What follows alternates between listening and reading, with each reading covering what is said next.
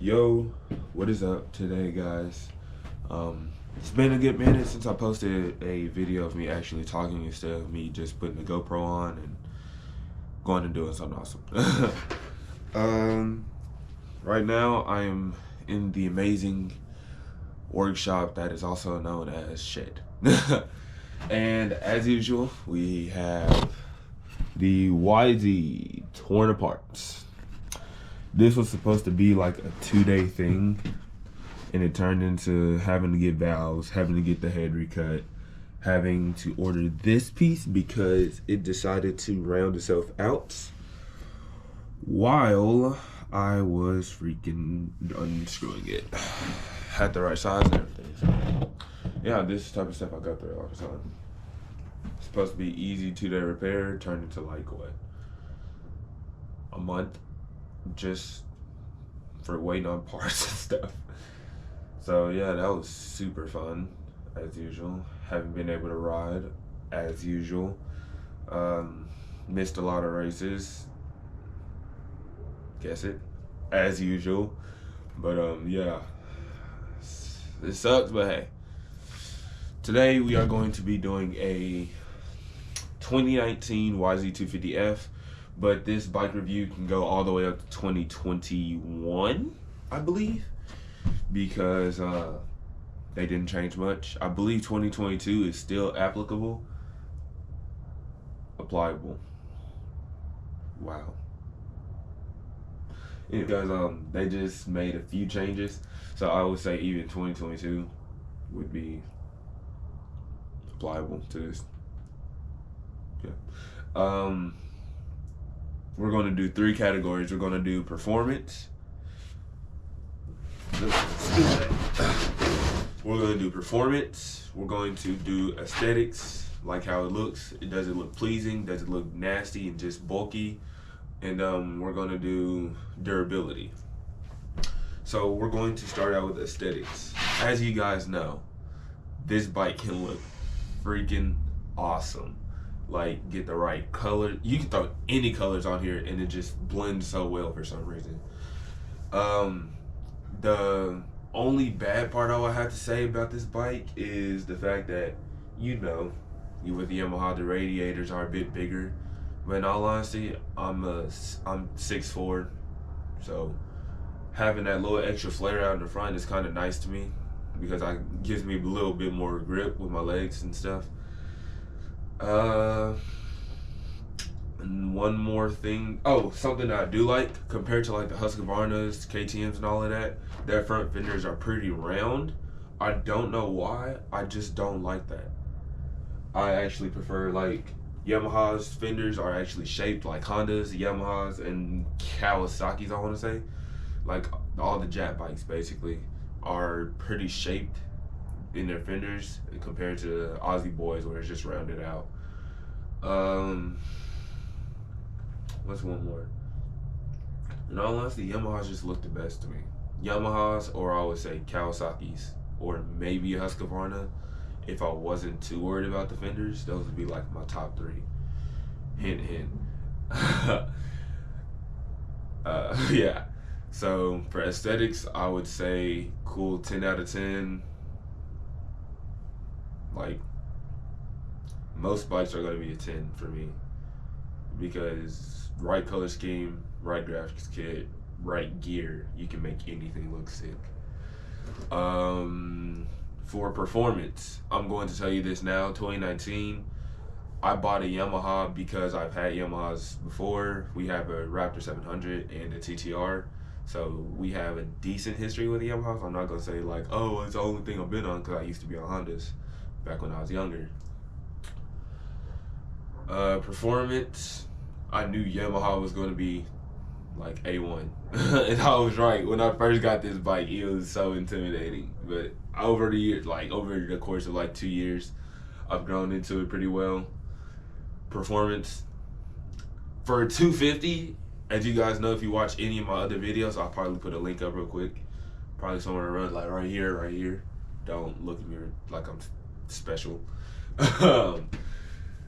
This bike I was chasing down 450s on this bike, on this very same 250. Now, at the same time, those 450 riders were probably about moderate, so I would say a little above weekend warriors, but they're not the super fast, sending, clearing everything type of guy. But for 250 to be able to chase down 450s, just amazing. For 2019, they added the airbox in the front. No, that was already added, but they was saying on MXA Wrecking Crew and all that to drill holes and stuff into it, and it'll give you extra, a little bit of over rev. And it's times where I've literally came around corners with this bike completely pinned, and it's just screaming its butt off, screaming its head off. I shift up, and it's going back to screaming just in a higher gear. For 250s, I believe with all of my heart, if you're not screaming a 250, are you really riding it? And it's not even, oh, I'm gonna stay downshifted to ride it. It's, if you're not fully pinned on the throttle, no matter what gear you're in, are you really riding it? It's 250, my boy. Are you good? But nah, that's just my personal opinion. At first, I hated it because it was just like, oh my gosh, I'm gonna hurt the bike, I'm gonna tear it up, and yeah, that was true. But at the same time, it was like, okay, I'm going a whole lot faster. I'm passing a whole lot more new people. Like, I kind of stepped up into it a little bit. But at the same time, for the YZ to be able to have as much pull across the, like, throttle control, not throttle control, what's the word I'm looking for? Power delivery, for it to have as much power through the entire curve. You know what I'm talking about. Don't you judge me. That's freaking amazing, especially with the Power Tuner app. I've actually made a few custom maps, like took the TP3 map, did some adjustments on it for how I would like it. Got a few more maps offline, played around with those. I'm always playing with maps because I'm always trying to find the best one. And yes, for me, I can tell a difference because I have a map called Free Wheel Feeling, so it's basically like you feel less engine brake.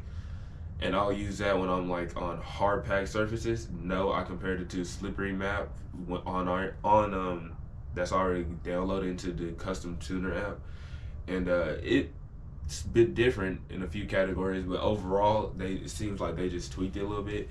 But I don't know why. I feel like that one has a lot more rev to it, and it's just a lot smoother going through the entire. I don't want to say power band, but I'm gonna say power band. Power curve, yeah. Feels a lot smoother going to a power curve. But yeah, I like that one a lot. For deep loamy tracks, I have a hard hitting one. It doesn't have as much rev out, so it's kind of going to be a short shift monster because I'm 200 and something pounds, 210 pounds on a YZ250F.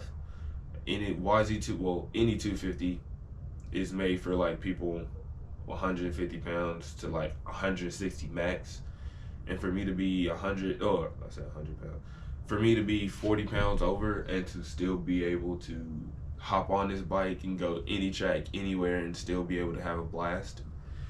I may not be able to clear the biggest jumps, but I was chunked that up more so to skill, because it's a lot more I could make this bike do just to get over it.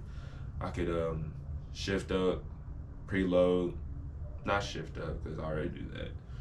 Preload, seat bounce, do a little air wheelie, get a little Ronnie Mac in there, do a little pull up on the handlebars. Just every few inches matter, believe it or not. Yeah, that could be the difference between you hitting the face of a jump and you clipping your rear wheel over it, but you were prepared for it and you're able to ride it out. So performance, 10 out of 10.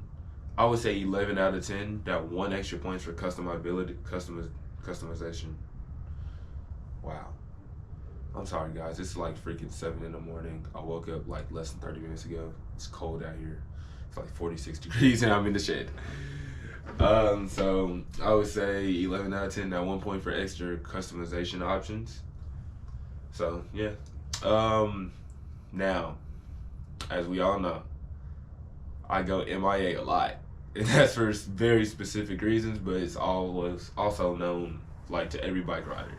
your bike breaks, your guys are going riding, your friends are going riding, they keep saying, hey, just drop it off at a shop. You're like, no, I don't like shops. I have bad experience with shops, so I just learned to do everything myself, which is why the head is apart. Which is why this stupid screw got stripped. But it is what it is. Not stripped, rounded out. But I had one friend text me this morning saying, hey, you don't need to work on your own stuff. You're dang near pro level. And I'm just sitting in my head like, I'm not a pro. I'm not a pro. Trust me, if I was pro, I would not be dealing with this. In all honesty, I just think of myself to be like, I don't even worry about if I'm good or not. I just consider, am I having fun still? Because if I'm not having fun, I'm not going to do this anymore. It already drains my wallet like crazy, but who cares? As I was saying, as I have the head apart right now, which isn't a good example. This time last year it was broken as well, and it made me miss out on state championships at Swan, even though I qualified sixth place for my class, even though I only did 2 races, and I was kind of worried about that. Because I'm like, I only did 2 races, and it's like 30-something people in my class, and most of them did more than me. But I'm not going to talk on that.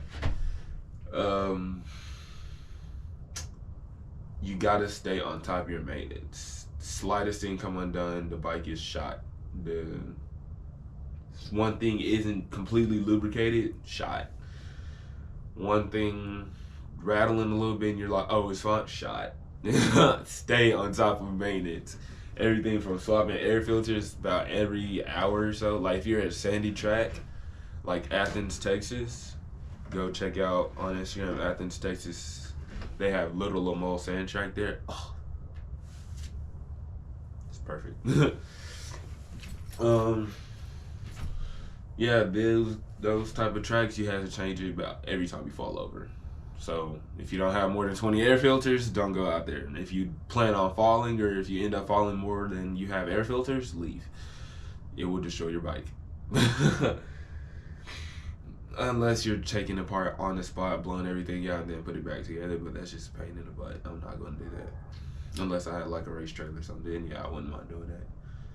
But Yamahas are pretty simple to work on. Especially with the the reverse mounted engine, that makes things a lot easier to me. I know some people actually had a problem with it, but I never had one. In fact, I kind of like it, which is why I'm reluctant to get this new bike. Hint, hint.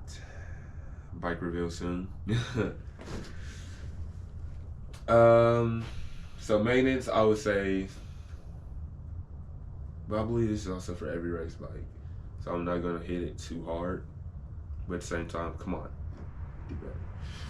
I would say 6 out of 10 for maintenance. 5 points. Those first 5 points is because, like, in the first year I had it, I didn't even know I was supposed to change the oil after every ride, and I took it back to the dealership in my green days. I'm still green now, but even greener days. And the salesman who sold it to me got upset with me because he saw the oil and he was like, no, this cannot happen again. So it made it through the first year without breaking, surprisingly, or even going bad in any way. I bought this bike brand new. Now it has 170, 157, something like that, 100 something hours on it. Anywhere between 150 and 170. I'm not about to check. My phone's all the way over there. And now it's just starting to show its butt. But that's also chalking up to the fact of the way I ride it earlier. But yeah. Maintenance 6 out of 10, and for the final point is because it's just so easy to work on.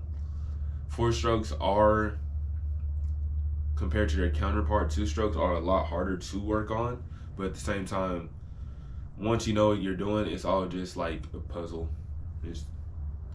I didn't even really understand that until a certain guy helped me, and it was just as simple as, once you figure out what that goes, once you figure out how a bike runs, you can make anything do anything, basically. You can make custom mods if you wanted to. But yeah. So last point is because it's just easier to work on, then I would say a KTM or maybe a Kawasaki. But I'm not gonna get on those too much because I never worked on one. But with the way the frame alone is shaped, no. I literally framed this bike at my old job, at my job, and left all the parts in my work Connex there, my personal one, of course, and brought the frame home to my dad, and he was not happy. He wasn't mad, but it was just a what the heck type of moment. And I rebuilt everything, redid the wiring harness all by myself.